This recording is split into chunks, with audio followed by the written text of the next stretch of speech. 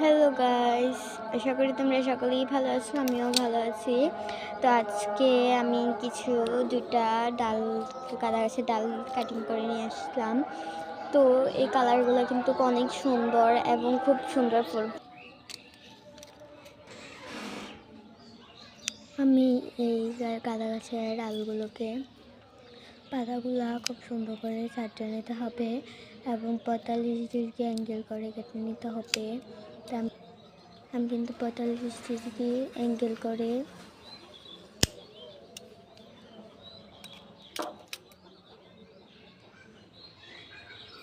কেটে নিলাম। তারপর লাল বালিতে কিন্তু বসাবো। তার জন্য কিন্তু আমাকে অ্যালোভেরা জেল লাগিয়ে নিতে হবে। তো দুটা ডালকে কিন্তু খুব সুন্দর করে ডালগুলোকে খুব সুন্দর করে সাইজ মতো করে কেটে নিতে হবে। একদম 45 ডিগ্রি অ্যাঙ্গেল করে কাটতে হবে। তো দেখতেই পাচ্ছ আমার গাঁদা গাছের এই ডালগুলোতে কত সুন্দর কলি চলে। তো এই কলিটাকে কিন্তু আবার নতুন করে ফুল ফুটবে। তারপর আমার বাগান পুরোপুরিভাবে আলোকিত করে রাখবে এই গাঁদা গাছ। তো আমি প্রথমে একটা বড় একটা অ্যালোভেরার ডাল নিয়ে নিলাম। তো ডালটাকে কেটে তারপর আমি গাঁদা গাছের দুটা ডালের ভিতরে কিন্তু খুব ভালো করে লাগিয়ে নিতে হবে। তার আগে কিন্তু ডালগুলোকে একটু পানির ভিতরে ভিজিয়ে নিতে হবে।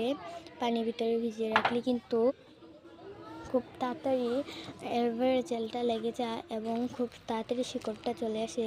তারপর আমি লাল বালি নিয়ে নিলাম। লাল বালিটা এটা আমার ভিজায়, তার জন্য কিন্তু তেমনভাবে কোনো কিছু। তো আমি এক এক করে কিন্তু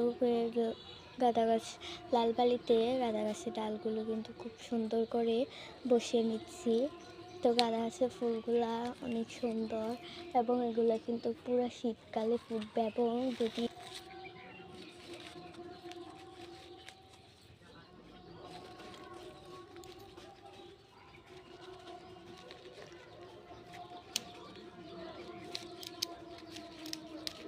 হয়ে গেছে।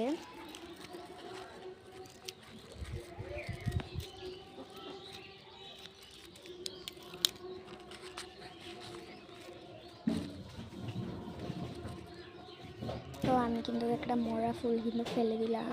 তারপর পানি দিয়ে দেবো, খুব ভালো করে পানি দিয়ে দিতে হবে। আমার এটা যেহেতু একটু লাল বালিটা ভিজা ছিল, তার জন্য কিন্তু আমি অল্প করেই পানি দিয়ে দিলাম। তো আজকের মতো এতটুকুই, বাই, আল্লাহ হাফেজ।